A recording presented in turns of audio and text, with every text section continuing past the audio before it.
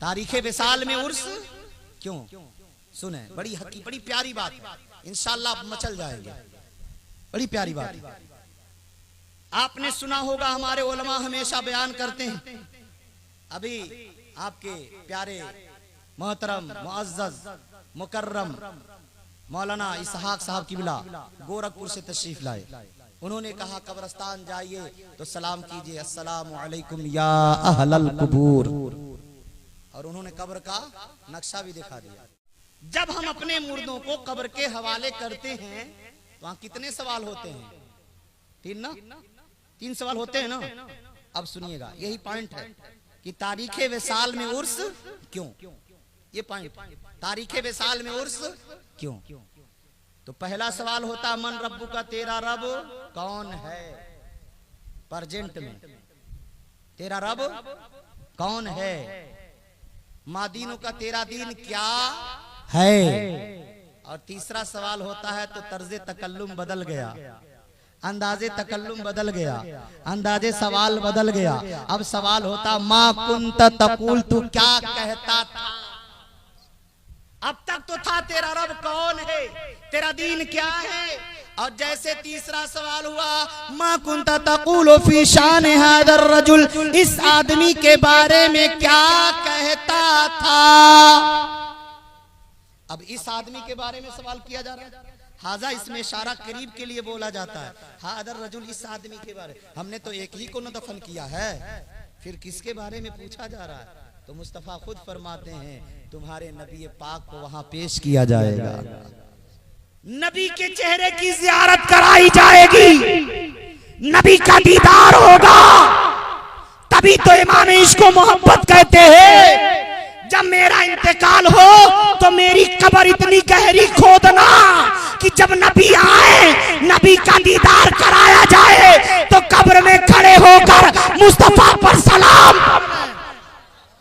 और यही वसीयत सरकारे कला ने भी की थी, सरकारे कला ने भी यही वसीयत की थी। हजरत सरकारे कला मुख्तार अशरफ अलैहिर्रहमत व रिज़वान, जो अपने वक्त के वली ये कामिल थे, लोगों ने बाद में समझा ये कैसा अल्लाह का बंदा है। हजरत सरकारे कला ने भी कहा था ओ लोगों, जब मेरा इंतकाल हो तो उन्होंने अपने हाथ से अपनी कब्र खुदवाई थी, अभी हयात में थे तभी अपनी कब्र खूब गहरी खुदवा दिए थे, खूब गहरी कब्र खुदवाए थे। पूछने वालों ने पूछा था हुजूर इतनी गहरी कब्र क्यों? कहा इसलिए जब कब्र में मुस्तफा आए तो ताज़ीम के लिए खड़ा हो जाऊं, मुस्तफा का अदब करूं। अल्लाहु अकबर। तीसरा सवाल हो रहा है मा कुंत तकुलु फी शान हाजर रजुल, इस आदमी के बारे में तू क्या कहता था। तो पता चला नबी के बारे में पूछा जाएगा, नबी के तरफ इशारा होगा, क्या कहता था, नबी के बारे में इशारा होगा, नबी का चेहरा दिखाया जाएगा, नबी की जियारत कराई जाएगी, नबी से मुलाकात होगी। अब दीवाना मचलेगा कि नहीं मचलेगा, दीवाना तड़पेगा कि नहीं तड़पेगा। यार हम दीवाने जिंदगी भर तड़पते रहे, काश नबी का दीदार हो जाए, काश नबी का दीदार हो जाए, काश नबी के चेहरे ज़ेबा की जियारत हो जाए। उस वक्त कितनी खुशी होगी जब कब्र में आका का दीदार होगा। तभी तो शायर कहते हैं कब्र में सरकार आए तो कदमों पे गिरूं, कब्र में सरकार आए तो मैं कदमों पे गिरूं, गर फरिश्ते मुझको उठाएं तो मैं उनसे यूं कहूं ऐ फरिश्तों, ऐ फरिश्तों, अब मैं पाए नाज से क्यों कर उठूं, अजी मर के पहुंचा हूं यहाँ इस दिलरुबा के वास्ते, मर के पहुंचा हूं यहाँ इस दिलरुबा के वास्ते। तो पता चला बंदा नबी को देखता है, बंदे से नबी की मुलाकात होती है तो बहुत ज्यादा खुशी हासिल होती है, हासिल होती है। अब सुने, यहीं पे बात रखें। हदीसों में आया जब कोई नेक बंदा इंतकाल करता है तो उसके मैयत से आवाज आती दुनिया वालों मुझे जल्दी कब्र के हवाले करो। और जब कोई गुनहगार होता है तो रोता है ना अभी मत ले जाना, अभी मत ले जाना, अभी मत ले जाना, क्योंकि वो जानता है कब्र में क्या होने वाला।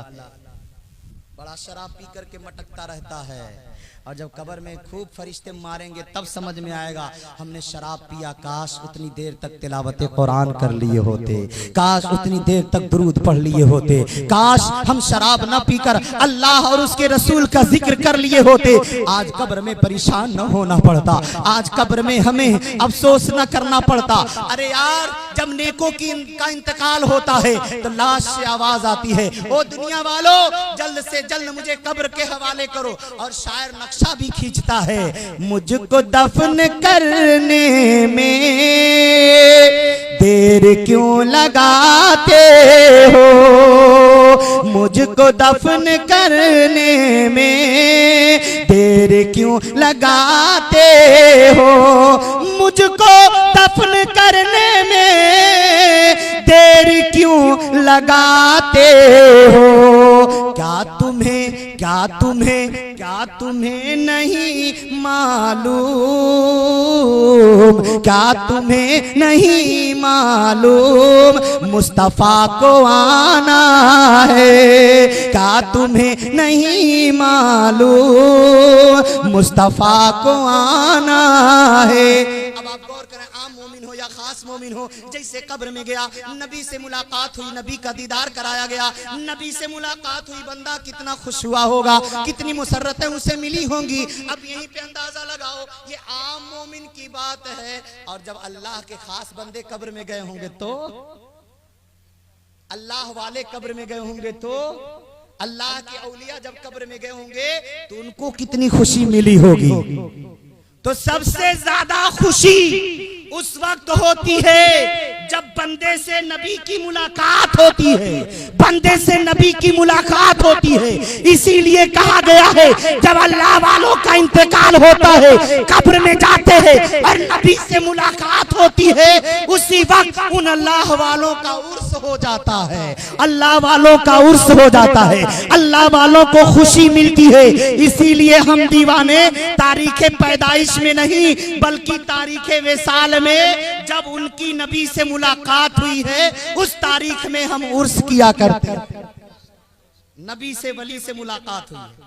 और सुने, अब अल्लाह वालों के मज़ारात मरजाए खलाइक क्यों है, दुआ होने की, दुआ कबूल होने की जगह क्यों है, वो बाबरकत क्यों है। आपने ये भी सुना होगा, मैंने अपने वालिद गिरामी हजरत अल्लामा अलहाज हशमत अली रज़वी मद्दाजिलहुल आली व नूरानी से दौरान तालिब इल्मी में एक सवाल किया था, अब्बा जान एक बात बताएं। कहा बेटा को क्या बात है। कहा मैंने हुजूर मैं देखता हूं कि जब हाजी लोग हज करने जाते हैं तो अरफात में बहुत जबरदस्त दुआ होती है, क्या सच है। कहा पढ़े नहीं हो क्या। मैंने कहा पढ़े तो हैं, आप तो गए हैं ना, 2-2 बार गए, इसलिए आपसे पूछ रहा हूँ। कहा बेटा बात दरअसल ये है ना, अरफात में खास करके दुआएं हाजी लोग इसलिए मांगते हैं कि वो बहुत मुबारक जगह है, बड़ी मुतबर्रक जगह है। हमने कहा क्यों मुतबर्रक है। खाने काबा भी तो मुतबर्रक है, मिज़ाब भी तो मुतबर्रक है, हतीम भी तो मुतबर्रक है, मुज़दलिफा भी तो मुतबर्रक है, मीना भी तो मुतबर्रक है। मेरे अब्बा हुजूर अरफात ही में खास करके दुआ क्यों।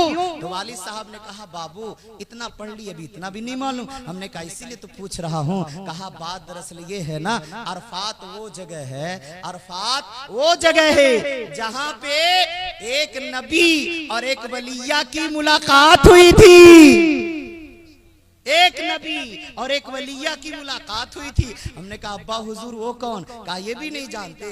कहा बाबू शकील बात ये है ना, अरफात में जब हजरते आदम अलैहिस्सलाम और हजरते हव्वा जमीन पर उतारे गए, 300 साल तक रोते रहे और 300 साल तक आदम अलैहिस्सलाम ने अपना चेहरा आसमान की तरफ नहीं उठाया था। और जब दुआ मांगी है उसी मुस्तफा के सदके में, उसी मुस्तफा के सदके में, मौला उस प्यारे महबूब के सदके में मेरी लग्जिश माफ कर दे, जिस महबूब के नाम को तूने जन्नत में, जन्नत के पत्तों पे, जन्नत के दर दीवार पर, हीरो हूरो गिल्मा की पेशानियों पे, जिस प्यारे महबूब का नाम अपने नाम के साथ मिला लिया है, उसी महबूब के सदके में मेरी लग्जिश माफ कर दे।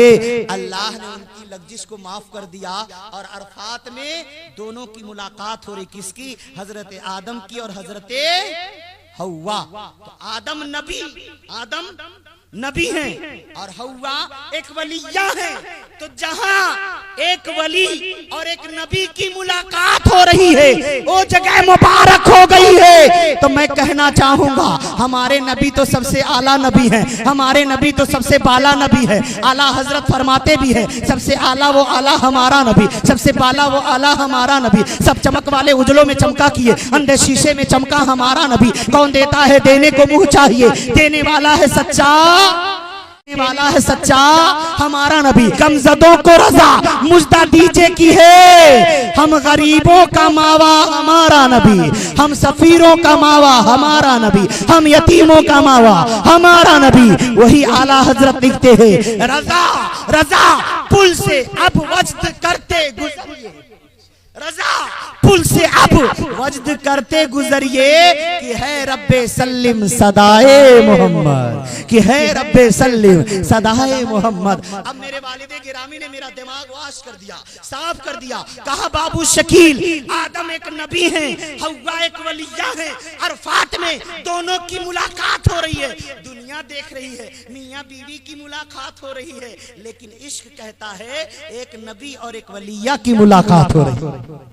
तो जहां जहां एक नबी एक वली की मुलाकात हो वो जगह मुबारक हो जाती है। तो जब सैयदा दानी कब्र में गए वहां भी नबी आए, तो एक वली एक नबी की मुलाकात वहां भी हो गई। जब मखदूम अशरफ से मनानी कब्र में गए वहां भी एक वली एक नबी की मुलाकात हो गई। जब सैयदे सालार मसूद गाजी कब्र में गए वहां भी एक वली एक शहीद एक नबी की मुलाकात हो रही है। जब औलिया अपनी अपनी कब्रों में गए हैं वहां भी एक नबी एक वली की मुलाकात हुई है। इसीलिए मज़ारात औलिया अल्लाह दुआएं कबूल हुआ, यही वजह है।